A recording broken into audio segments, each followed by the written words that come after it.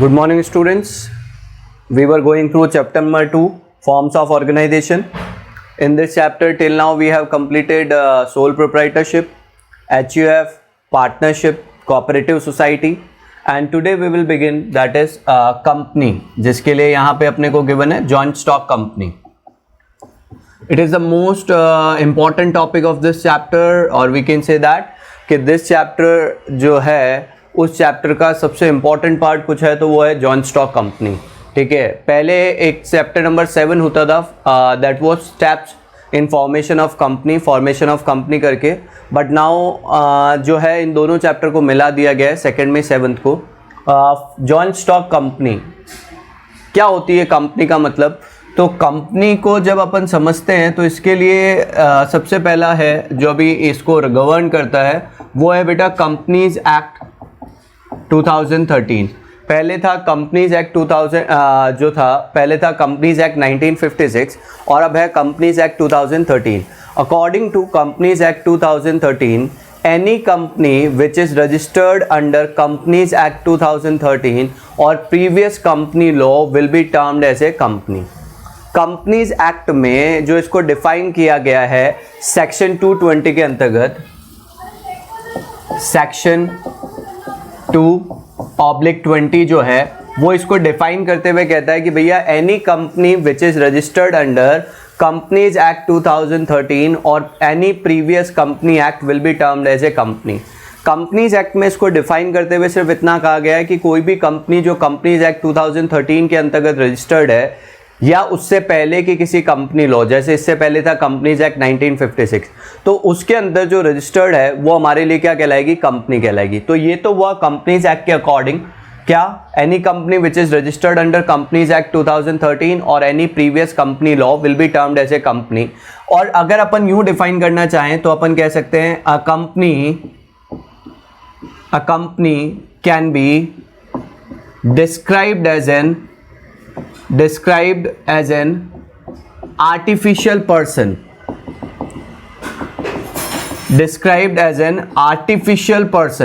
Artificial person क्यों कहेंगे वो अपन आगे इसके फीचर्स में डिस्कस करेंगे. Describe as an artificial person having separate legal entity, ये इसका एक और फीचर होगा, separate legal entity and perpetual succession and common seal. ये इसके चारों फीचर्स में आएंगे हमारे लिए. अपन ने जो यहाँ पे बात किया है वो क्या कह रहा है बेटा, क्या कहना चाह रहे हैं कंपनी को, तो कंपनीज एक्ट तो कह रहा है any company which is registered under companies act will be term as a company. But define करते हुए अपन ये भी कह सकते हैं a company can be described as या defined as an artificial person having separate legal entity and perpetual succession and a common seal. कि भैया कंपनी जो है वो क्या है, तो कंपनी एक आर्टिफिशियल पर्सन है जिसकी सेपरेट लीगल एंटिटी होगी, परपैचुअल सक्सेशन होगा और एक कॉमन सील होगी. ठीक है, व्हाट इज कंपनी, तो कंपनी कैन बी डिस्क्राइब्ड या defined as an artificial person having separate legal entity, ठीक है, perpetual succession and a common seal. अब यहां समझना बेटा, कंपनी में सबसे इंपॉर्टेंट चीज एक आती है हमारे लिए बेटा, share. What do you mean by share, तो capital of company, capital means the amount which is invested in business. The capital of company is divided into small parts and each part is known as share. Company की जो total capital है उस capital को छोटे छोटे part में divide करते हैं और हर छोटे पार्ट को नाम दिया जाता है किसका, शेयर का. तो शेयर क्या है, companies capital is divided into small parts and each part is known as share. उसी को अपन क्या कह रहे हैं बेटा, शेयर कह रहे हैं, और कंबाइंड वो क्या कहलाएगा, शेयर कैपिटल कहलाएगा. And the person who hold share is known as share holder. Is it clear, ये बेसिक चीज है. अब इसके बाद इसके फीचर्स के बारे में अपन डिस्कस करते हैं बेटा. फीचर्स ऑफ कंपनी, पहला आता है बेटा हमारे लिए artificial person. Artificial person, company is creation of a law. Company is a creation of a law. Like a natural person they can own property, they can sue others and can be sued by others. But like a natural person, they cannot eat, breathe, drink, ठीक है, that's why they are known as an artificial person. कंपनी को artificial person क्यों कहते हैं? तो company को law द्वारा क्रिएट किया जाता है और एक नेचुरल पर्सन की तरह कंपनी अपने नाम से एसेट्स ओन कर सकती है, किसी के खिलाफ केस कर सकती है या कोई इनके खिलाफ केस कर सकता है, बट एक नेचुरल पर्सन की तरह ये ना तो खा सकते हैं ना पी सकते हैं, तो इसीलिए इनको क्या कहा जाएगा बेटा? क्या कहेंगे हम लोग? आर्टिफिशियल पर्सन कहेंगे। Like a natural person they can enter into contract, acquire property, sue and be sued, but like a natural person they cannot eat, breathe, that's why they are considered as an artificial person. Second आता है बेटा separate legal entity। अपन ने आगे भी बात किया था liability वाले पॉइंट, जहाँ भी डिस्कस किए थे कि भैया जहाँ सेपरेट लीगल एंटिटी होगी वहाँ जो लाइबिलिटी है वो क्या होती है? लिमिटेड होती है। Separate legal entity, the formation of company जो है वो डिपेंड करता है किसमें? रजिस्ट्रेशन पे। डिफाइन ये कहती है any company which is registered under. तो company have a separate legal entity different from its members, means their property, their assets will be different from that of its members. Company एक separate entity है, company अलग से अपने आप में एक entity है। कंपनी की जो भी एसेट्स है वो उसके नाम पे होगी और मेंबर्स की जो भी एसेट्स है वो कंपनी की एसेट्स से डिफरेंट होगी। तो company have a separate legal entity. Third,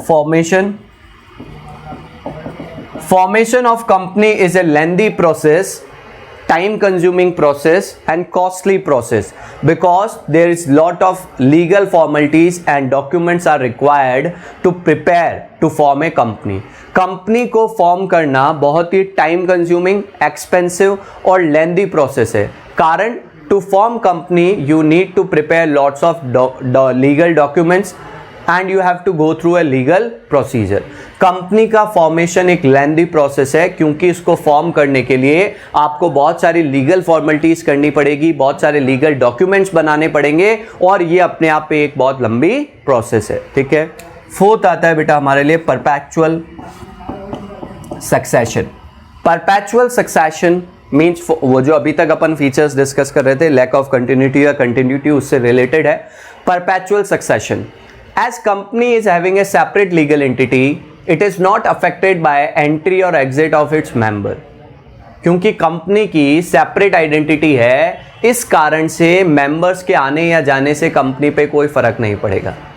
company existence जो है वो कंटिन्यू चलता रहेगा। It will not affected by entry और exit of member. A company is a creation of law, so it can be brought to an end by law only। Company को law द्वारा create किया जा रहा है तो लॉ द्वारा ही खत्म किया जा सकता है।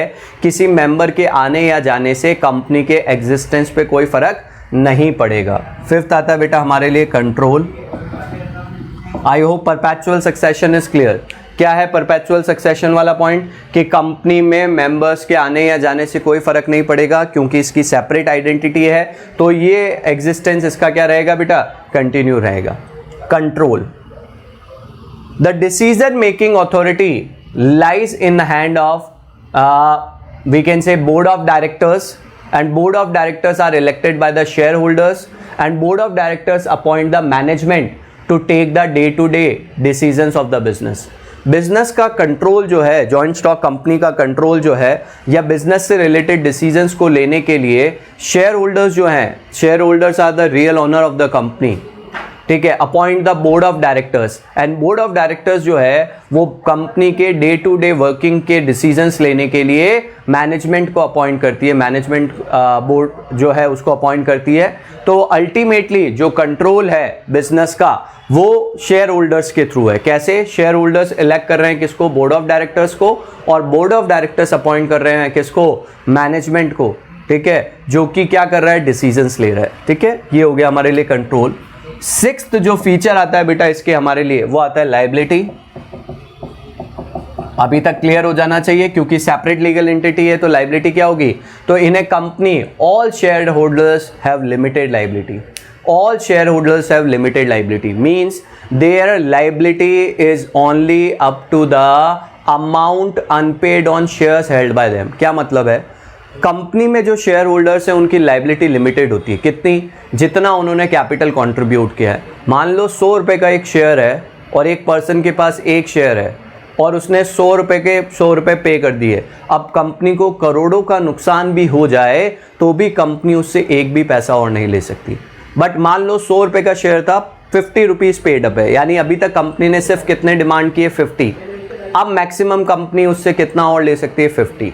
यानी अपन क्या कहेंगे, share holders liability are limited, ठीक है, limited up to the amount unpaid on shares held by them, कि अगर लॉस कितना भी हो जाए कंपनी उनसे ज़्यादा से ज़्यादा उतना ही पैसा मांग सकती है जितना कि ड्यू है, अगर ड्यू है उनके पास शेयर्स पे कोई पैसा तो, ठीक है।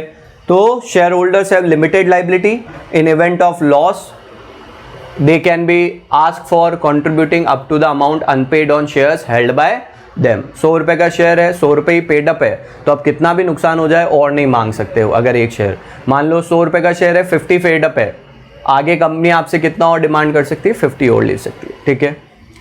Common seal, common seal it's A round engraved seal, ये एक राउंड सील होती है जिसके ऊपर कंपनी का नाम लिखा हुआ होता है। ये एक ऑफिशियल सील है कंपनी के बिहाफ पे, क्योंकि आर्टिफिशियल पर्सन है, वर्क कौन करेगा, बोर्ड ऑफ डायरेक्टर्स या मैनेजमेंट, तो उनके बिहाफ पे जो भी एग्रीमेंट हो रहे हैं कंपनी के बिहाफ पे वो ये लोग कर रहे हैं। कोई भी एग्रीमेंट या डॉक्यूमेंट प्रिपेयर होता है उस पर वो सील लगा हुआ होना जरूरी है, और वो सील इस बात का एविडेंस है कि that agreement has been entered on behalf of company. और अगर कंपनी के पास कॉमन सील नहीं है तो क्या होगा बेटा, एक रिजोल्यूशन पास होगा, बोर्ड रिजोल्यूशन, जिनमें उन पर्सन को ऑथोराइज किया जाएगा to enter into an agreement. Company may और may not have a common seal. If company have a common seal, हर एग्रीमेंट पे क्या होगा, कंपनी की सील लगी हुई होगी जो इस बात का एविडेंस होगी कि that agreement has been entered on behalf of company. और अगर कंपनी की कॉमन सील नहीं है तो बोर्ड रिजोल्यूशन पास किया जाएगा जिसमें उस रिजोल्यूशन में उन पर्सन को ऑथोराइज किया जाएगा क्या, कि वो उस एग्रीमेंट को करने के लिए ऑथोराइज है, ठीक है। एक इसमें फिर अपन कहेंगे बेटा रिस्क, तो all members share the risk, ठीक है। इसको ज़्यादा कोई इंपॉर्टेंट नहीं है, इग्नोर भी कर सकते हो रिस्क वाले पॉइंट को। जॉइंट स्टॉक कंपनी के फीचर्स क्लियर बेटा। अब अपन बात करते हैं इसके मेरिट्स की। I hope it's clear from features. पहला आएगा हमारे लिए लिमिटेड लाइबिलिटी। अभी अपन डिस्कस कर चुके हैं क्या, कि all share holders have limited liability in event of loss, और कोई भी लॉस है, बैड डेट्स है, कुछ भी पैसा डूब गया तो अल्टीमेटली उनसे मैक्सिमम कितना मांगा जा सकता है, और अगर कोई पैसा अनपेड है, और अगर शेयर्स फुल्ली पेड अप है तो कुछ भी नहीं। तो share holders have a limited liability. Second is transfer of interest, सबसे इंपॉर्टेंट टॉपिक है ट्रांसफर ऑफ इंटरेस्ट। क्या मतलब है इसका, कि कोई भी शेयर होल्डर जो है वो जब चाहे तब अपने शेयर्स को बेच सकता है और किसी के नाम पे भी ट्रांसफर कर सकता है। But there are some restriction in case of private companies. Public companies जो है उसमें तो जब चाहो तब आप अपने शेयर्स को किसी के भी नाम पे ट्रांसफर कर सकते हो, बट प्राइवेट कंपनी में there is certain restrictions on transfer of interest. In case of public company you can easily transfer और sell the shares whenever you require the funds, ठीक है। उसके बाद एक है बेटा हमारे लिए परपेचुअल एग्जिस्टेंस। परपेचुअल एग्जिस्टेंस वाला क्या पॉइंट है, याद है ना बेटा, कि company is not affected by entry और exit of members, it will continue forever, ठीक है। Fourth is scope for expansion. Scope for expansion means what, कि कंपनी जो है वो एक ऐसी फॉर्म है जिसमें उनके पास सबसे ज़्यादा रिसोर्सेज हैं, सबसे ज़्यादा फंड है, और ज़रूरत पड़ने पर वो इजीली अपने शेयर्स को मार्केट में इशू कर और फंड को जनरेट कर सकती है। Plus because they have the large pool of resources, bank also provide them easy loans, तो दे हैव मोर फंड्स, ठीक है। उसके बाद एक है प्रोफेशनल मैनेजमेंट, जो कोऑपरेटिव में नहीं था, कारण उनके पास पैसा नहीं था। क्योंकि कंपनी में रिसोर्सेज ज़्यादा हैं तो ये लोग क्या कर सकते हैं, प्रोफेशनल लोगों को हायर कर सकते हैं बिजनेस को मैनेज करने के लिए। तो what are the merits of joint stock company.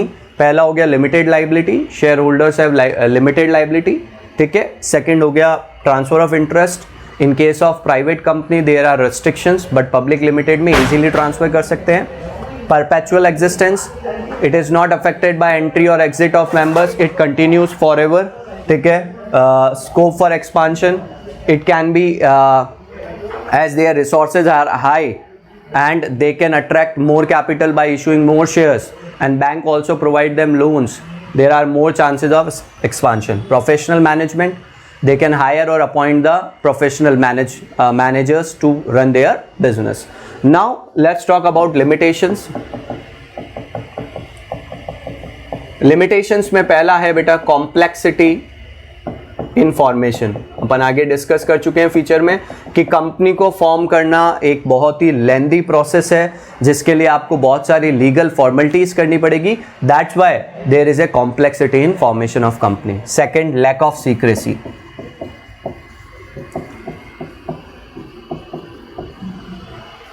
As companies regulated by Companies Act, Companies Act clearly mentions that every company have to publish their annual accounts. They have to provide information to the government, and through government that information is available for the public. So there is lack of secrecy in joint stock company. Joint stock company में secrecy नहीं होती, कारण जो Companies Act है जिसके through वो regulate होते हैं उसमें क्लियर इंस्ट्रक्शन है कि उनको कंपनी से रिलेटेड जानकारी सरकार को देनी होगी और सरकार के थ्रू वो जानकारी इजीली पब्लिक को क्या है, अवेलेबल है. ठीक है. Third, impersonal work environment. 1 mark में क्वेश्चन आ सकता है बेटा इससे. There is a separation of ownership and management. एक ऐसा फॉर्म ऑफ बिजनेस है जिसमें ओनरशिप और मैनेजमेंट दोनों अलग अलग हाथ में है. सोल प्रोप्राइटरशिप, एचयूएफ, पार्टनरशिप, कौन चला रहा था बिजनेस, जो उसके मालिक है वही. बट यहाँ पे कौन लेता है, मैनेजमेंट डिसीजंस ले रहा है जिसको बोर्ड ऑफ डायरेक्टर्स अपॉइंट कर रहे हैं. मालिक कौन है, शेयर होल्डर्स हैं. तो क्योंकि जो मालिक हैं और जो मैनेजमेंट है उन दोनों में क्या है बेटा, दोनों अलग अलग जने हैं. और क्योंकि मैनेजमेंट का डायरेक्ट बिजनेस में कोई इंटरेस्ट नहीं है, उनको अपनी सैलरी से मतलब है, there will be lack of efforts from their side. ठीक है. क्या है समझना बेटा, there is a separation of ownership and management. कौन से फॉर्म में है, ये सिर्फ कंपनी फॉर्म में है. मालिक कोई और है, चला कोई और रहे हैं. और क्योंकि जो चला रहे हैं उनका कोई पर्सनल इंटरेस्ट नहीं है, उनको सिर्फ सैलरी से मतलब है, तो there will be lack of efforts from their side. ठीक है. Next, delay in decision making.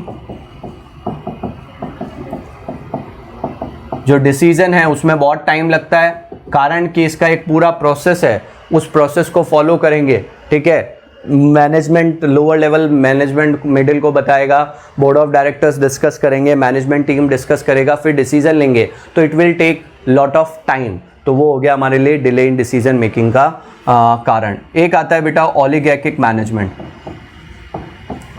ये समझना बेटा, इसमें थोड़ा कंफ्यूजन हो सकता है.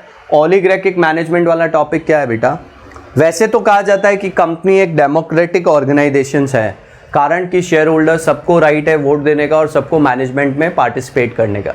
बट वास्तव में होता क्या है कि जो शेयर होल्डर्स हैं, जो मीटिंग्स होती है उसमें limited number of share holders ही पहुंच पाते हैं. जैसे अपन बात करें रिलायंस है, मेरे पास उसके 10 शेयर हैं. अब रिलायंस के एजीएम है तो क्या मेरे लिए पॉसिबल है क्या मैं उसमें जाऊँ, नहीं जाता हूँ. तो उसके क्योंकि शेयर होल्डर टुकड़ों में फैले हुए हैं, तो अल्टीमेटली जो बड़े बड़े शेयर होल्डर्स हैं या जो बोर्ड ऑफ डायरेक्टर्स वहाँ पे मौजूद है वो ही सारा डिसीजन लेंगे. तो ओलिगार्किक मतलब हो गया कि कुछ लोगों के हाथ में ही हो गया कंट्रोल, सारे लोगों के हाथ में है ये कहा जाता है क्योंकि सबको राइट है. बट वास्तव में होता क्या है कि जो लिमिटेड नंबर ऑफ पर्सन्स है वही मीटिंग्स अटेंड करते हैं, जो मैक्सिमम शेयर होल्डर्स बड़े वाले हैं वही अटेंड करते हैं, तो उन्हीं के हाथ में सारा डिसीजन मेकिंग राइट आके रह जाता है. तो that is part of oligarchic management. तो 5 लिमिटेशंस हो गई, complexity in formation, lack of secrecy, impersonal work environment हो गया, डिले इन डिसीजन मेकिंग हो गया और ओलिगार्किक मैनेजमेंट हो गया. Is it clear? तो this is joint stock company. Define: a company is an artificial person having separate legal entity, perpetual succession and a common seal. According to Companies Act, any company which is registered under Companies Act 2013 or any previous act will be termed as a company. Artificial features, artificial person हो गया, separate legal entity हो गया, ठीक है, perpetual existence हो गया, common seal हो गया, ठीक है, कंट्रोल वाला पॉइंट अपन ने डिस्कस किया, फिर अपन ने डिस्कस किए merits and limitation. Is it clear? If you have any doubt, ठीक है, कमेंट सेक्शन में अपने डाउट लिखें. मैं उसका आंसर दूंगा आप लोगों को। ठीक है, थैंक यू एवरीबॉडी।